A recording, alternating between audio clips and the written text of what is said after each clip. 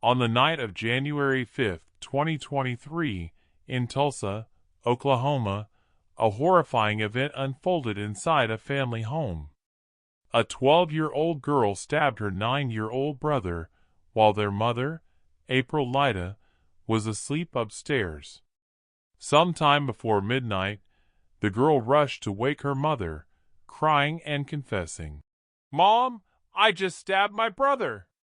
April immediately ran downstairs to find her son gravely injured, bleeding from a deep stab wound to his chest.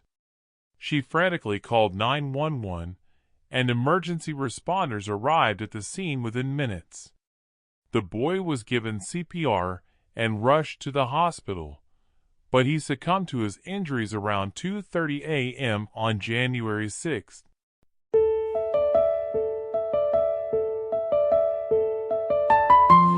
When Tulsa police officers arrived at the house, they found the 12-year-old girl in a state of extreme distress, crying and apologizing repeatedly. The body cam footage from the officers showed her saying, "I don't know why I did it. I'm a good child." She was seen visibly shaking, clearly unable to comprehend her actions.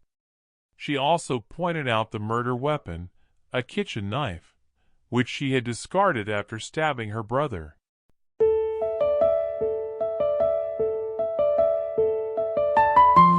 The motive behind the killing remains unclear, but some factors emerged during the investigation.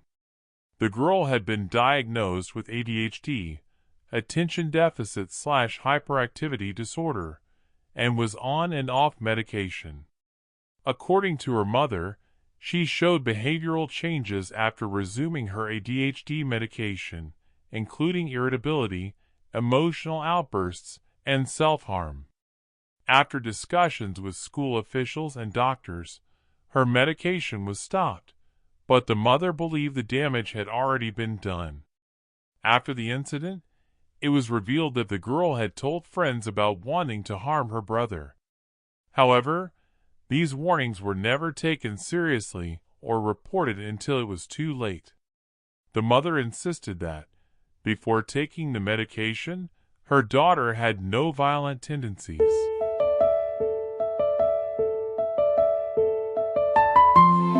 After the tragic incident, the 12-year-old girl was arrested and taken to the Family Center for Juvenile Justice in Tulsa.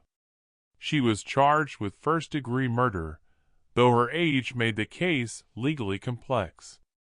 The Tulsa Police Department's Child Crisis Unit took over the investigation, and the court system was left to decide whether the girl acted with intent or if it was an impulsive act caused by mental health struggles.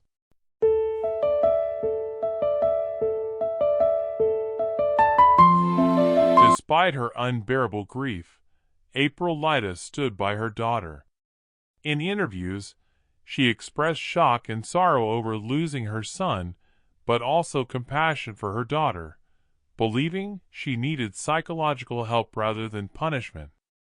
She said, "I'm supportive of her and love her very much. This isn't something she would normally do." She also revealed that the girl was behaving well in custody and was receiving daily therapy with mental health professionals. This case highlights several critical issues: the potential effects of medication on young children and how it can influence behavior, the importance of taking warning signs seriously, especially when children express harmful thoughts, the complexity of juvenile crime, where a young offender may not fully understand their actions. As of now, the legal process is ongoing.